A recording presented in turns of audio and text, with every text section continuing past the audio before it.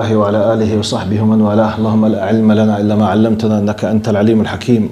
اللهم تب علينا إنك أنت التواب الرحيم. سبحانك لا نحصي ثناء عليك أنت كما أثنيت على نفسك. أنت المقدم وأنت المؤخر وأنت على كل شيء قدير. اللهم اجعل جمعنا هذا جمعا مرحوما واجعل التفرق بعده تفرقا معصوما ولا تدع فينا شقيا ولا محروما. In the name of Allah subhanahu wa ta'ala, the most compassionate, the most merciful, all praise and thanks are due to him, and peace and blessings be upon his beloved Prophet Muhammad sallallahu alayhi wasallam. He who is guided by the will of Allah, no one can misguide him, and he who is misguided, no one can guide him except Allah subhanahu wa ta'ala. I bear witness that there is no God but Allah and Muhammad is his messenger. Assalamu alaikum wa rahmatullahi wa barakatuh. جزاكم الله خير for coming. بارك الله فيكم. أسأل الله سبحانه وتعالى أن يرحمنا برحمته يا رب، وأن يجعلنا من المخلصين، وأن يرحم تقصيرنا، وأن يرزقنا الإخلاص في السر والعلن. اللهم آمين. أحبتنا, today, by the will of Allah, the natural order of this Seerah session, we reach to the battle of Uhod, معركة Uhod. So, what we are doing, I can see, mashallah, at least 60% of the attendees are new faces. This is session number 62 in the Seerah. Tomorrow we have tafsir. It will be, I think, number 100.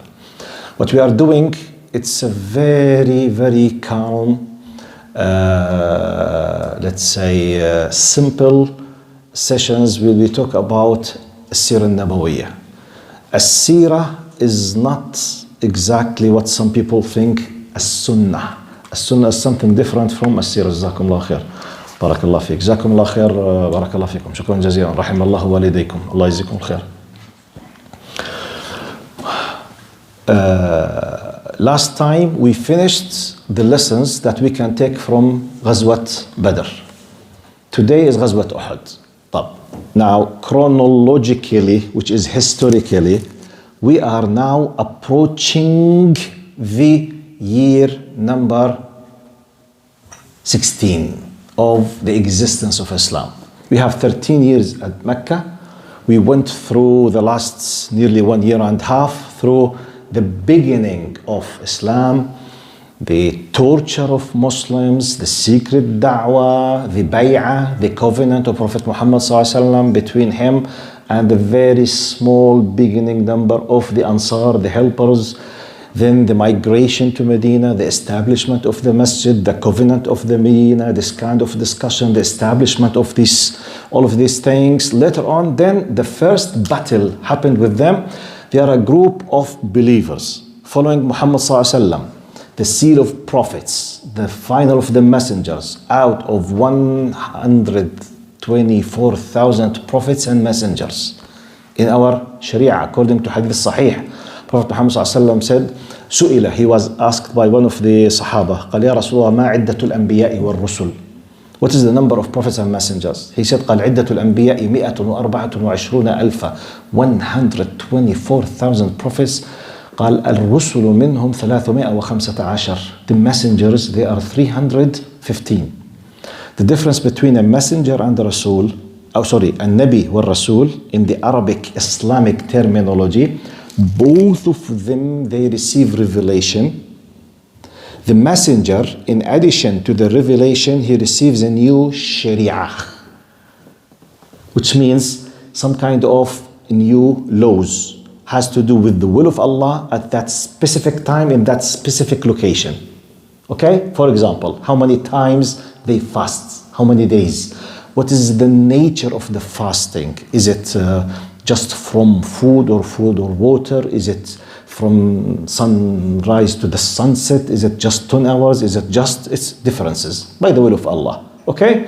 How many times they pray? 3 times, 2 times, 5 times, 7 times? Differences. Regardless, not our business. It's the decision of Allah subhanahu wa ta'ala. So different shari'as. For example, some certain stages of the history of Judaism, the concept of tahara against najasa, the physical, the tangible najasa, which is, now in our sharia, as Muslims, we have, blood, urine, stool. They are one of the most well-known najasat, the tangible, physical impurity.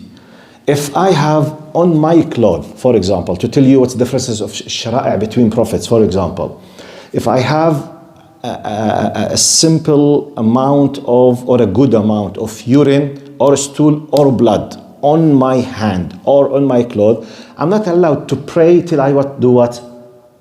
Remove them, cleanse them, clean them.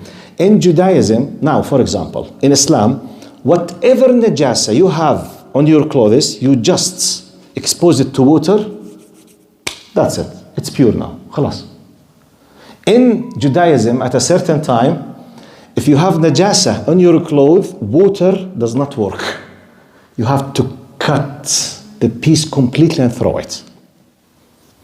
It was a test from Allah for them. I'm just giving you an example of what is allowed and what's allowed. Anyway, out of those, Allah decided to let the final messenger be Muhammad sallallahu alayhi wasallam. And this happened around 1,450 years ago, more or less, okay? When that happened, many people, they were aware that this prophet is coming. On top of them, Jews and Christians. Because that's mentioned in there, as we believe, it's mentioned there. وَبَشِّرًا بِرَسُولٍ يَأْتِي مِنْ بَعْدِ اسْمُهُ أحمد. Allah told us that Isa alayhi salam was commanded to tell his people in his time. When I say his people, it means the children of Israel at that time, okay? Because he was born among the Jewish community, sallallahu alayhi wasallam, Isa alayhi salam. Anyway, so when Allah subhanahu wa ta'ala willed, this prophet came more than 1400 years ago. When he started bringing the people back to the religion of Allah, why I mentioned all of this? Pause, please. When you speak about yourself as a believer, you are a continuation of a long history of humanity. You are not a unique, exceptional case as a Muslim. You are just the final of a long chain of prophethood from Adam. You are following a chain of prophets with the number of 124,000 prophets and messengers. So don't ever look at yourself as something exceptional in terms of negative attitude. Be careful. You are the continuation of the will of Allah through hundreds of thousands of or tens of years, we don't know. No one knows for sure what is the age of humanity. No one. No one. But definitely we are talking about thousands of years. Because for sure we can calculate, we have some kind of, Ibrahim alayhi salam historically more or less about 4,000 years from now. So definitely we are talking about thousands. Anyway, Prophet Muhammad sallallahu alaihi wasallam, when he was asked to start bringing people back, another pause.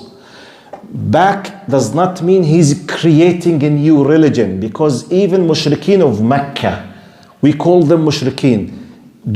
Were they doing some acts of original ibadah or not? They already have the Kaaba, and they already have the idols around the Kaaba from Ibrahim alayhi salam. But during the time, a lot of changing, a lot of modification, a lot of additions, a lot of innovations in religion. Bid'ah, they changed, they added. That's why Quran said, وَمَا نُقَرِّبُهُمْ, Allah was saying what they claim. وَمَا نَعْبُدُهُمْ إِلَّا لِيُقَرِّبُونَ إِلَى اللَّهِ زُلْفَى. Which means, okay, yes, we do worship these idols, but it's just to use them as a means of communication in the middle, as mediator between Allah and Allah subhanahu wa ta'ala. Anyway, why I'm saying all of that? People, they were aware of the main idea of the existence of Allah and the oneness of Allah and the good and bad, the fitrah, okay? The haram and halal in general. So Prophet Muhammad sallallahu alaihi wasallam came to bring people back to the straight path, like all prophets and messengers before him. So when he decided to bring people back, he was faced by the authority and the power of evil. In his time, the power of evil was taken by a group of Meccans, people of Quraysh. On top of them, Abu Jahl, Umayyah ibn Khalaf, الوليد بن المغيرة. وقالوا لولا أنزل هذا القرآن على رجل من القريتين عظيم أهم يقسمون رحمة ربك. They were talking about Al-Walid bin Al-Mughira, the father of Khalid al-Walid. Subhanallah. The point. So why I'm saying all of this? Just to connect the new guests with us in what I'm doing. So once Muhammad started bringing people back to the religion of nature, of fitra, of purity, of honest, of akhlaq, people of authority who used to be benefiting from their authority and enslaving people for them, they started fighting him. يعني I need to fix. I know those who attend with me always, I beg your pardon that I will repeat this, but because as I said, I need to connect them. Now, the concept of oneness of Allah. Any Muslim who knows the bottom line of Islam, if you ask him, what's the most important thing in Islam? Go like Tawheed, monotheism, which is true. But unfortunately, the majority of Muslims, they misunderstand the concept of Tawheed, thinking that Tawheed means to believe that Allah is one. And by the way, Jews believe that Allah is one. Finished? خلاص يعني no problem? لا. It's a terminology, it's a concept. When we speak about oneness, we are not talking about number one. We are talking about a package. Muhammad sallallahu alaihi wasallam, when he came to speak about oneness of Allah, it does not mean just that Allah does exist. By the way, the majority of Meccans and Arabs, they believe that Allah does exist. وَلَئِنْ سَأَلْتَهُمْ مَنْ خَلَقَ السَّمَاوَاتِ وَالْأَرْضَ يَقُولُونَ. If you ask them who created heavens and earth, they would say Allah. So they have no problem. طب where's the problem, ya Sheikh? Okay, the problem is with the core concept of oneness of Allah is obedience for the only one who has the right to take a decision, what is lawful, what is unlawful. It's Allah. When Allah decides that this is permissible, خلاص سمعا وطاعة. Here comes the concept of oneness. It's not his existence just. It is part, but it's not. The final result, many people, they believe God exists, but they don't care about this God. They don't respect this God. They are not believers. But he believes he does exist. Habib Alba. The problem is not to believe that he does exist. You have to consider his existence, to respect his commandments, and to obey what he wishes against your desires. By this, you will be a submissive believer. You need to know this. Because people might be confused because, subhanallah, alhamdulillah, many people, they know that Allah, okay, they know. Has the problem been solved? No. They believe. Solved? No. No, knowing that he does exist does not solve the problem. Accepting his existence does not solve the problem. Believing to the bottom of your heart that he deserves this does not solve the problem. Submitting to him as the only one who deserves to be worshipped, now we started doing the right thing. Because people might become confused of what is okay. So when Prophet Muhammad ﷺ came, he did not bring completely new, strange concept to humanity. Be careful about this. In general, people, they were aware, but we have people in the middle who are benefiting from corruption. Yani, example, the majority of people on earth, including Arabs in the Arabic Peninsula, they were benefiting from the big tradition that all the people that drink alcohol. Because one of the ways of controlling societies to let them lose their minds in many hours of their existence so that you can control. 1. 2. Prostitution, zina, adultery, fornication. It was a custom on earth, including Arabs. They used to enslave, they used to kidnap, and they used to force slaves into the industry of prostitution. It was part of the custom. When Islam came, and in addition to usury or interest or riba, just big 3 quick examples: riba, zina, alcohol. Okay, these 3.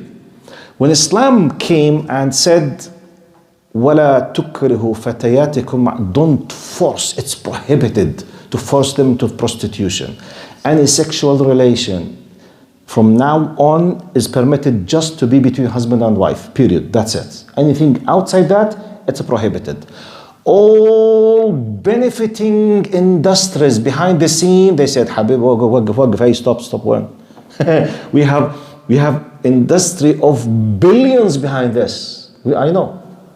Your Lord decided to stop it because it's haram. It's harmful. They said no. Type. Alcohol, industry, benefiting. Slavery, industry, benefiting. So when they rejected this, the rejector, the terminology of Arabic, Islamic, Quranic terminology for rejector is kafir. You need to know this. We need to understand. Now we are approaching the Battle of Uhod. We need to understand why all of these groups, people, Mushrikeen, Mecca, the people, the Persians, the Romans, they were fighting Muslims. Why? But they were just a simple number of desert Arab people sitting in the mid of the deserts. Why they were attacking them? You need to know that. It's the Seerah between haqq and batil. The conflict between truth and falsehood from the very beginning of the existence of humanity. When Iblis decided and declared, Allah commanded Iblis to do what? To do sujood for Adam, out of respect by the will of Allah. He said, I don't want. Then Allah subhanahu wa ta'ala cursed him.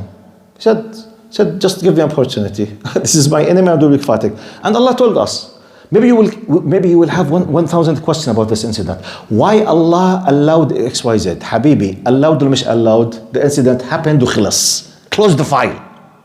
Because some people still arguing. But why Allah allowed Iblis to have? Ya ammi, allowed or مش? This is not my point now. Does Iblis exist? Yes or no? Is there a power of evil or not? Is there a conflict between haqq and batil or not? Do you have the willpower to take a decision with whom you would like to be or not? Khalas, start from here. Don't waste your time with empty philosophy. Wallahi, don't waste your time. Don't waste your time, you know, because if you kept asking the question, what if Allah enabled at that time another, no, whatever you ask, you are in a reality now. It's like more or less, imagine yourself, just pause. Imagining yourself with your family. You decided to go in a journey, in a holiday to enjoy your time. So the discussion has been taken by your parents and your uncles and aunties, all of them, they gathered and they decided, let's say, to hire a very nice, good cottage in a beautiful place in, for example, Alberta. And you went there, وَلِلَّهِ الْمَثَلُ الْأَعْلَى. It happened out of your consideration, your plans, your expectation. When you were there, a natural disaster happened. Which was, let's say, flood, okay? Heavy snow that's destroyed the roads or whatever. So your father started telling you very quickly, let's take all precautions to protect ourselves. And you started arguing why we decided to come to Alberta. Habibi, please shut up your mouth, please. Go and remove the snow. No, I want to know why we decided to come to Alberta. But what if I decided not to answer you? Does this change the reality that snow is about to kill us? Go and remove the snow. Period. You know why I'm saying this? Because I spent 25 years of my life answering this question for students at university. Every time someone said, Doctor, please, why Allah this? I have answers, by the way. I'm not saying I don't have answers. But no, I'm not convinced. عمرك لا تكون convinced. Who said that يعني طب what if I failed to convince you? What if? Another 10 scholars failed to convince you. Does this change the reality that you do exist and Jannah and Jahannam are waiting? Does this change this reality? Or at least from your point of view, this possibility? Are you with me? So let's be practical. Because I'm trying to close all possible entries of satanic whispering into your mind, questioning طب why سكر لي هالواي. طب why they decided to fight Muslims? Wallahi, it was not my decision. It's Abu Jahl's. Wallahi, I was not with him when he took the decision. They decided to fight them. طب why Muslims had to fight? يا عمي, they were sitting there and they attacked them. What they should have done else? I know, because people keep asking. So you need to know the reality as is, regardless if you are convinced with the possible motivations of others. طب why Allah allowed Iblis to do so? لا حول ولا قوة. خلاص, allowed him. What happened? Do you have a willpower? Yes or no? Do you have access to knowledge? Yes or no? Do you have the ability to say yes to Allah and no? Yes or no? طيب.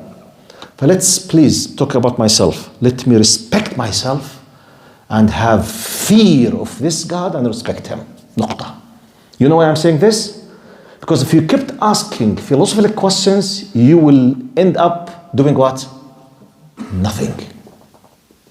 It's like someone is threatening you and me. Be careful. There is someone with a machine gun behind the main exit outside and he will kill anyone leaves. Logically, what is the possibility that this could be true?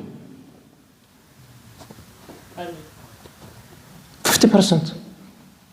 What's the possibility that the source of the person who's telling us is a liar? You see the 50%. But we are here. Someone told us someone is waiting with a machine gun and he could kill anyone leaves. The possibility is there. What shall we do? Stay here? طيب, we will die out of hunger. What else can we do? Go and check. Go and check. Go and check. Do you have CCTV cameras? Yes. Can you ask someone else? Can you send a drone? Can you speak with someone in the next building? Excuse me, hello, my neighbor. Can you see do you have means of checking the possibility of this possible thing? But what if I said, no. I don't believe in such silly things. I said, why not to check? I don't want to check, but I don't believe. طيب, why you don't believe? خلاص, حر. I don't believe. But what will you do? I don't care. يا حبيبي ما بصير I don't care. And I will leave now and I don't care. يا حبيبي, put 50% of possibility that the source is not a liar. If you left, you could be injured or killed. No, I don't care. I know it's a lie. You know? No, you don't know. You are just throwing an assumption from your feelings or your point of view. Be careful. Because if it happened that it's true, may God be with your soul. A nice bullet will go to your head. True or false? والله. يعني خلينا ايش نكون عمليين. Why I'm doing all of this? Because now we are approaching. What's the relation between someone who's holding a machine gun behind and معركة أحد? Oh my God. No relation. There is no relation. I'm trying just to build the concepts of understanding why Muslims, they were attacked. Because they were sitting peacefully in the Medina and they knew that they are coming to fight them and they want to demolish them, they want to vanish them, they want to delete them from the surface of earth. But why the reality? Pause to give you quickly. وَمَا نَقَمُوا مِنْهُمْ إِلَّا أَن يُؤْمِنُوا بِاللَّهِ الْعَزِيزِ الْحَمِيدِ. But this is the reality. Accept it or leave it, it's your problem. Allah said, قتل والسماء ذات البروج واليوم الموعود وشاهد ومشهود قتل أصحاب الأخدود. Allah talked about the people of the trench. It's believed, according to the historical narrations, they were Christians, Christian Muslims, or Muslim Christians. Do you know what I mean? Do you know what I mean by Christian Muslims or Muslim Christians? They were Muslims of that time. Yes. They were following Isa alayhi salam in his time, the genuine religion of Christianity, which is Islam. So they were Christian Muslims. They were submitting to the will of Allah as Isa alayhi salam has commanded them in his time. So they were about to be tortured by a tyrant, by a dictator regime and a king. So they were forced, either you worship ex-king in that time, and leave your religion, which is worshipping Allah, or we will burn you alive. This is Ashab al-Ukhdud. Allah is telling us, we have no access to the history with these tiny details. Allah told us. Allah said about what was the motivation, the real reason for the fact that they decided to use their political, military power and burning them alive and having the authority against them, over them. What was justification? وَمَا نَقَمُوا مِنْهُمْ إِلَّا أَن يُؤْمِنُوا بِاللَّهِ الْعَزِيزِ الْحَمِيدِ. They had no other reason to hold hatred and enmity against them except the fact that they believed in Allah. Just believing in Allah might entitle me to be attacked and tortured? Yes. But why? Because some people of evil, they don't like the truth that you are holding, because your truth will expose their falsehood. Get my point? It's like, more or less, give you simple analogy or example.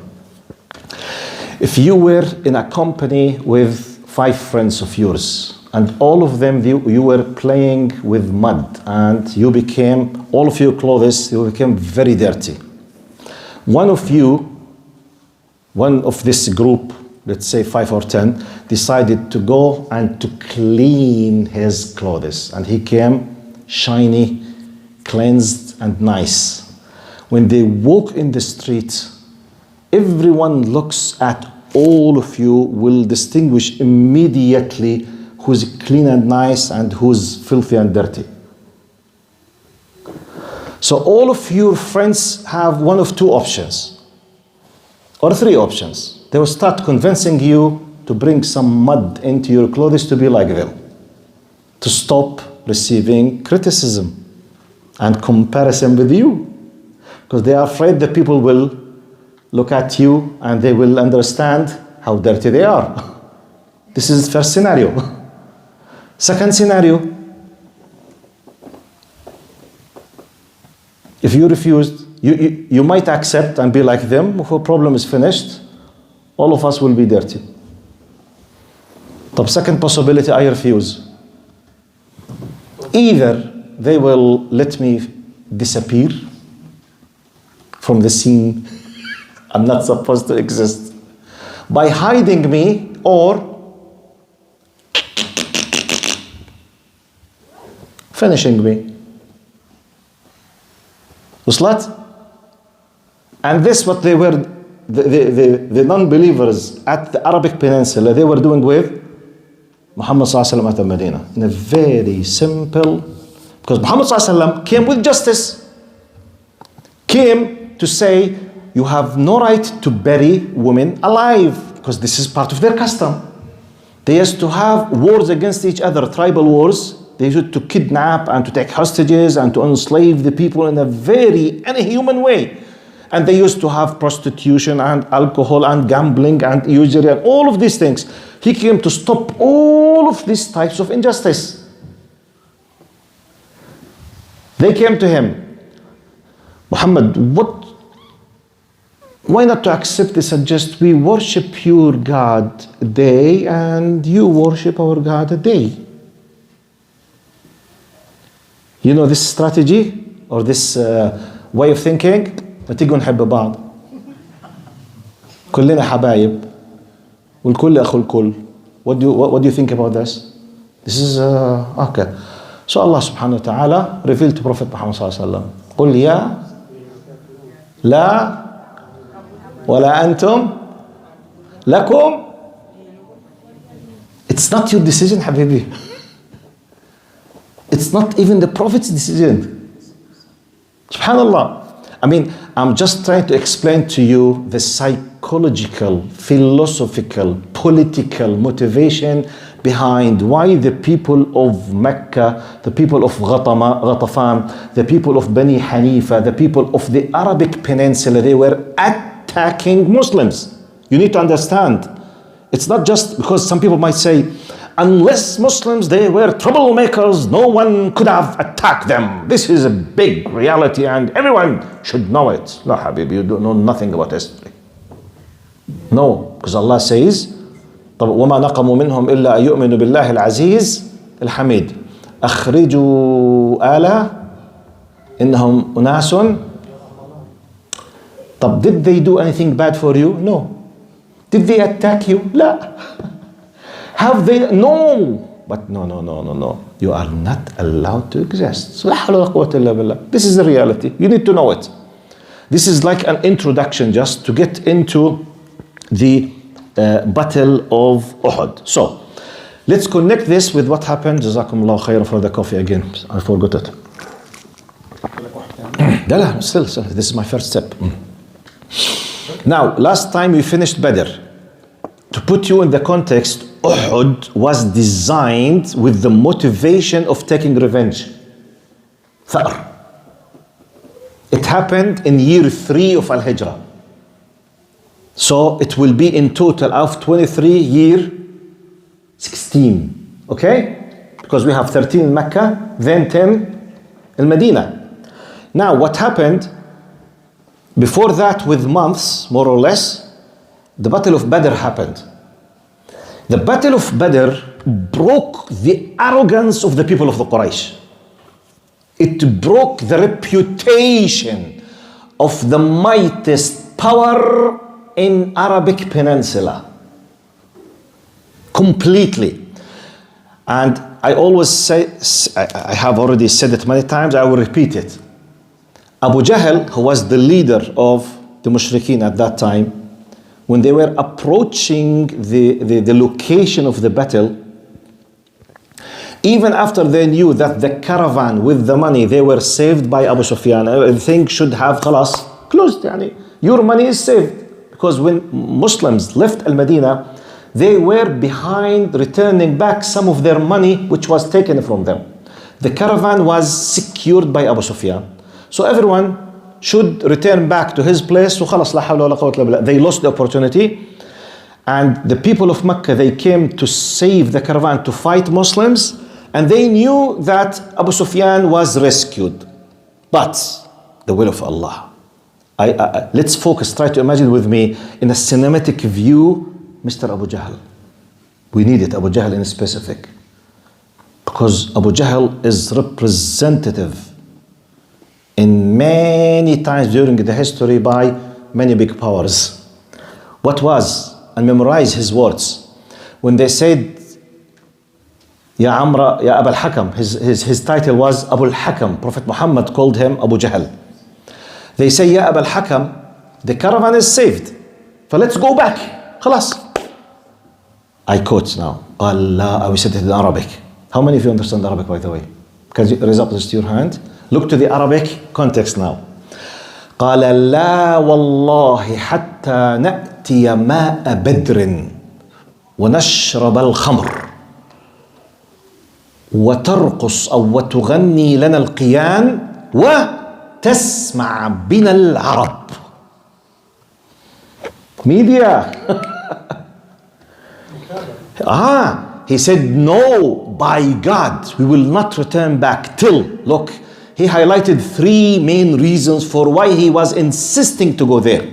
Number 1, they say till we go and we drink alcohol. We want to highlight our culture. And the slave girls will dance for us. Our culture. And the last one, which is, every single person of Arabs, they hear about us, about might, how powerful. What's this? They want to spread fear from everyone might think in the future to be rebellious or to think or to say or to do anything against the power of Quraysh, the power of those people, he will see, okay, take a big lesson from people of El Yathrib. Look to the lesson, we smashed them, we destroyed them, we did such and such to them. So they will think 1 to 1 million before they take a decision. This was the reason. So they came with arrogance, with power. And just for your information, if you don't know, Muslims, they were 313 with 2 horses. The rest, they were what? Walking.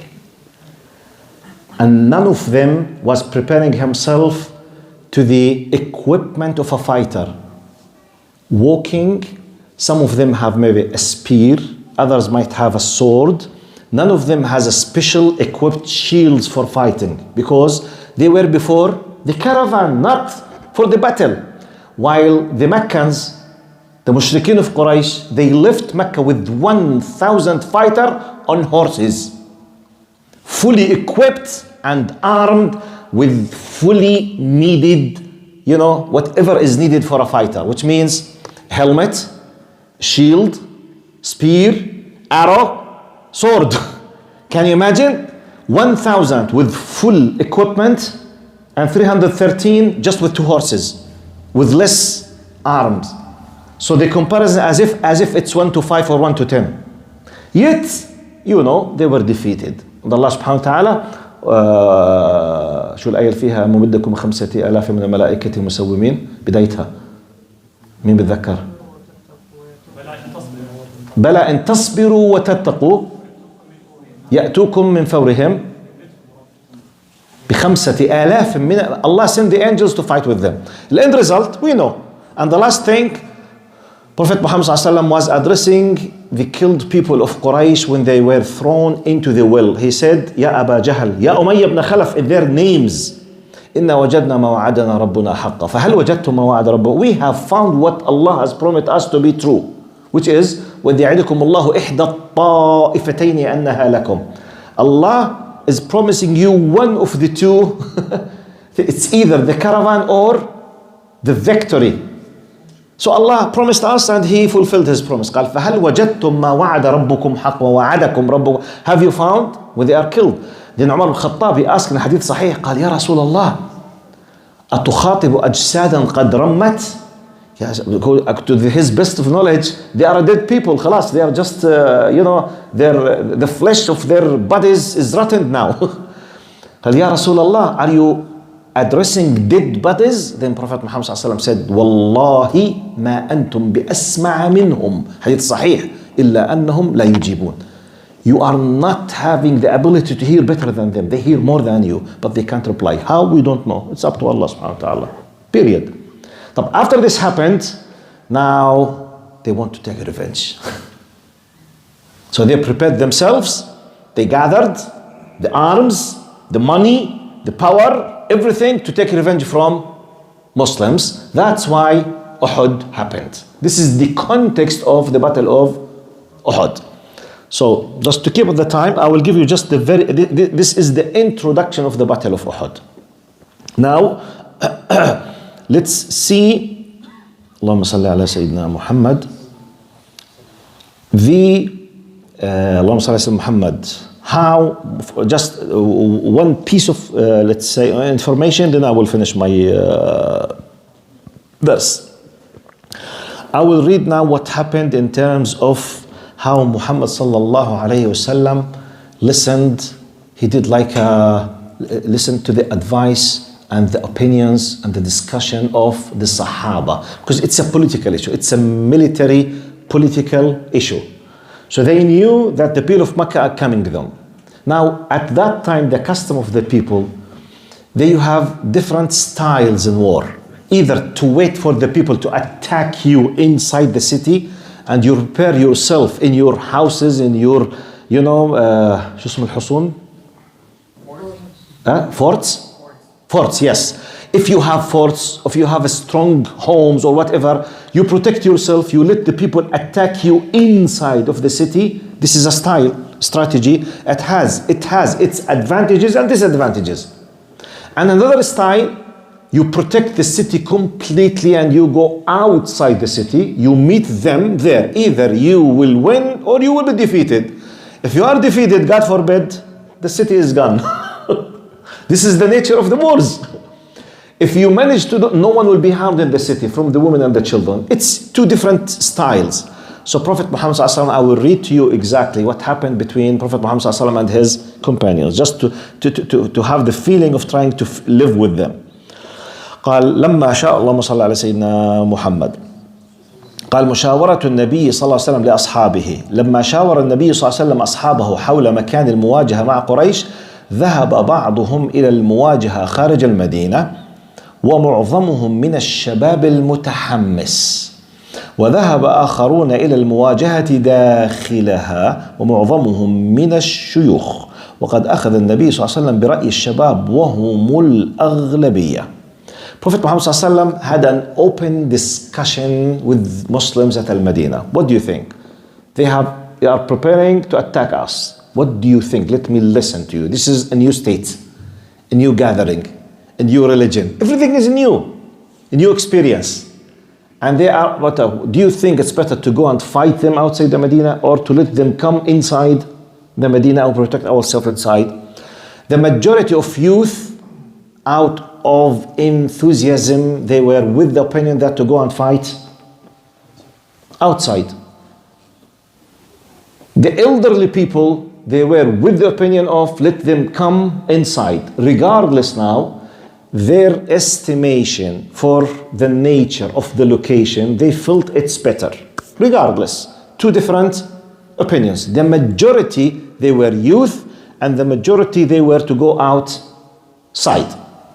It seems as if the context, Prophet Muhammad ﷺ, he was inclined a little bit with staying at Al-Madinah. But as long as the majority, because it is an ijtihad, which means it's a political, strategic, military issue. It's not a revelation. Allah was not telling him, don't ever leave the Medina, fight inside the Medina. Jibreel did not came to him and say, do and don'ts. It's left up to your decision.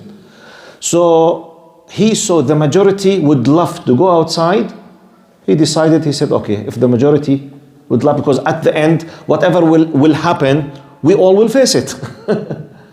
And by the way, pause now. Those who claim to have what so-called democracy, it's good to tell them that voting, discussion, parliamentary discussion and questioning, and listening to the opinion of the people was done by Prophet Muhammad ﷺ directly before even the four caliphs, at least 1,200 years before anyone on earth did it in what so-called new modern state. It's good to know that. Because anyone, look, by the way, try to imagine yourself at that time. You are sitting with Muhammad ﷺ. You don't know, you have no idea now whether what he's discussing is a wahy or not, at least while discussing. Don't you think you will have the hayba, the fear of saying your opinion? Just the fact that he's talking. Imagine yourself, sallallahu alaihi wasallam, that we are sitting with him. And he said, what do you think, guys? Do you prefer to go? We'll say, Ya Rasulullah, whatever you decide. Ya Ammi, if we do it for any leader, he might be a liar, a corrupt. Actually, the majority of politicians are corrupt. Yet, we follow them blindly. And sometimes, especially when we have the royal regimes, the monarchy regimes in our countries, the king or the queen, when they speak, some people, they are ready just to worship them. They don't utter one single word with them. This is Prophet Muhammad ﷺ, who's receiving the wahy from Jibreel. They are sitting with him, yet they had the full right.